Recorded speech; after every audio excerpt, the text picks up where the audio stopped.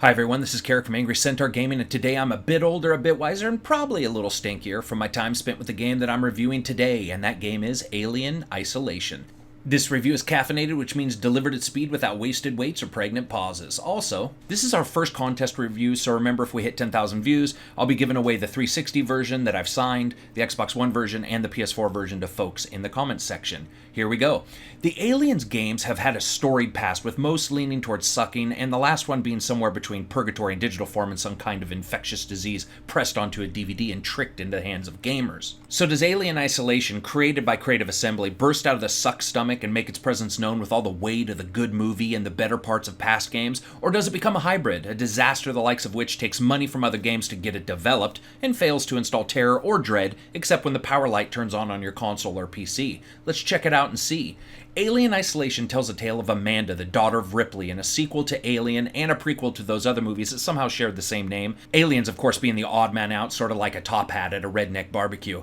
Quickly, you're thrown into the fray, and you find that this is both familiar and completely unfamiliar territory compared to the previous games and the movies alike. Graphics are up first. You know, I was actually surprised how good the 360 version looked. It did have some severe frame rate stutter during the cutscenes, like everyone was in a pop and stop Justin Timberlake video, and it did drop a bit during the gameplay from time to time, but overall, the abundance of lighting and detailed texture work are evident here, and then the game may have an issue here or there, but it usually corrects itself quickly for the most part. The colored lighting is used aggressively and does a spectacular job of making even the most mundane hallway look interesting and otherworldly, yet sort of familiar.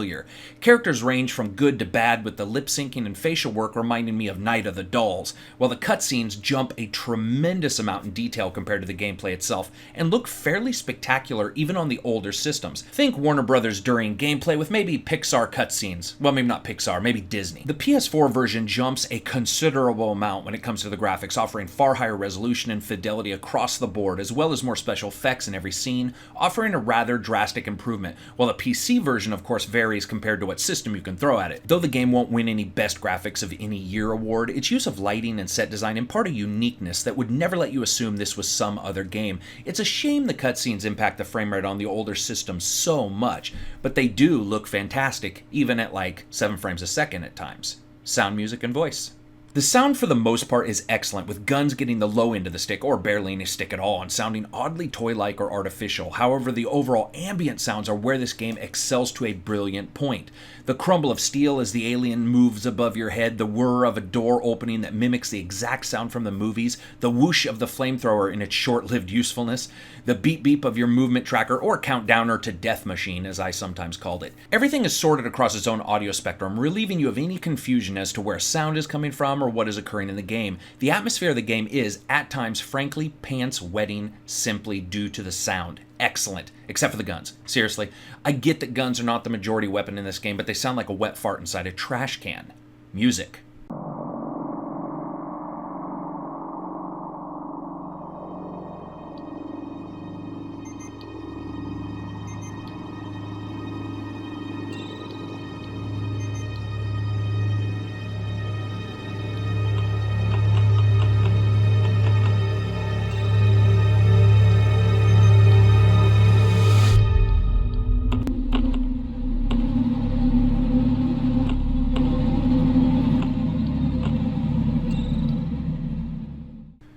Simply phenomenal. The dev went back and contacted some of the original musicians, took tracks from the movies and sorted and mixed them and put them smack dab in a dynamic engine that shows more creativity on its own than some entire games.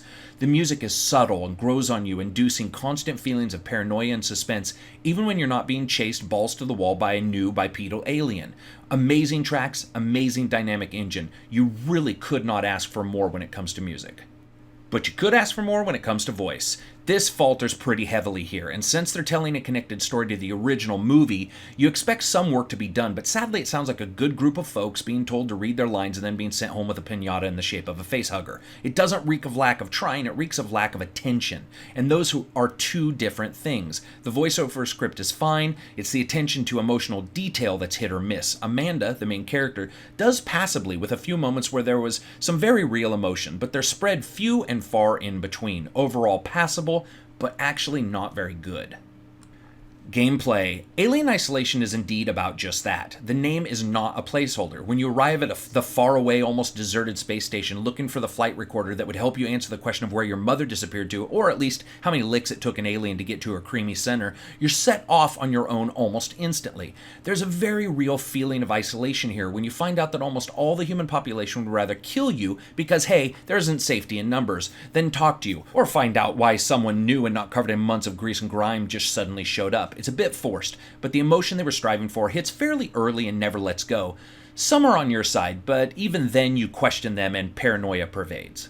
Now, the game isn't about guns, so let's get that straight. It's about stealth, puzzles, and terror. So if you like that part in Aliens when people shot shit for most of the movie, well, this might not actually be for you. This is less Duck Dynasty and more Lord of the Flies, with the occasional revolver and all the kids replaced by things far worse. Most of the time you have a nice monkey wrench thingy, and if you have to fight, you bash humans about the head and shoulders. If you're unlucky enough to be found by the alien, the monkey wrench is about as useful as a rubber after sex, and you might as well just toss it because it'll run through it like a freight train of teeth straight into you. So with the weapons out of the way, the majority of the game is about stealth. Stealth without a HUD or indicators of any kind. Luckily, Amanda has some tricks up her sleeve, like reprogramming air systems to release clouds of gas, the ability to Warwick Davis under tables, and hide inside strangely numerous personal lockers. The game's stealth engine is adequate as a system on its own, but with the movement tracker, special hacking skills, and the hiding locations, it really does overall excel at that particular aspect of the game. Sadly, the nice stealth parts are mixed with fairly heavy-handed go there, find this, run back, open this, go there, find this bit, then find out it won't work so you have to go back somewhere else system. It's a bit hunt and peck, and can drag on and on and on and on as the game progresses. Luckily, the atmosphere never really lets up, and if you crank the music and just go with it, overall you can ignore the heavy-handedness of it all, and the long periods of stealth without the alien showing up will simply be the lull before the 2.5-second storm of blood, pregnancy parts, and spine. The game does suffer from one 1-2 punch with an oddly hampering save system that can punish you a great deal if you either forgot or entered a location where a save machine wasn't close enough to get to. I can see some gamers raging at this and others finding it to great delight, so your mileage on that's going to vary. While doing all this, you'll fight against your fellow humans who have AI that sort of varies from terrible to just okay, the alien itself, and another enemy I'll explain in a moment. First up is the alien itself, a unique bipedal type of alien that's less monster like some of the movies and walks upright at times when searching for you. Its animations are top notch as it searches for you and thunders past your hiding spot only to spin around, grab you, and make another orifice in your skull. I love the overall look and feel of the alien as it hunted, and though I know it didn't exist in the game as an actual entity, when I heard the sound cues above me signaling that it was moving in the air ducts, a good deal of sphincter puckerage occurred. The animation seems to be a key factor in that, and the creature rarely got hung up on cluttered hallways or scattered debris in its search to end my life. Now, lastly, but of special mention, are the androids. Yeah, we all know in the Alien movies androids are not to be trusted. Lance Henriksen was just too cool to play a bastard. In this game, they are an emotionless, walking, talking freak show of glowing-eyed delight. I'm not exaggerating when I say at times, these creepy silent fucks gave the alien itself a run for its money when it comes to terror. They are creepy. But wait, there's more.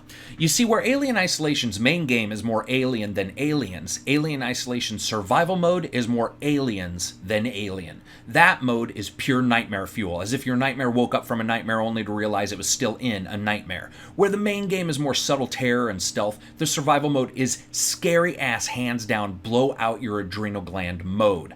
I simply could not get enough of it. You have some simple objectives that you need to complete within a certain amount of time, but instead of the alien being somewhere within the entire space station, that son of a bitch usually starts out right outside the starting area, like he was just eating tea and crumpets and waiting for you to stop by for a chat. The run, hide, trick, hide, run gameplay here is almost completely different, and though not a game by itself, it was enough to wow me many times, and for some reason the sheer terror of having the alien thundering towards me never lessened once after multiple gameplays.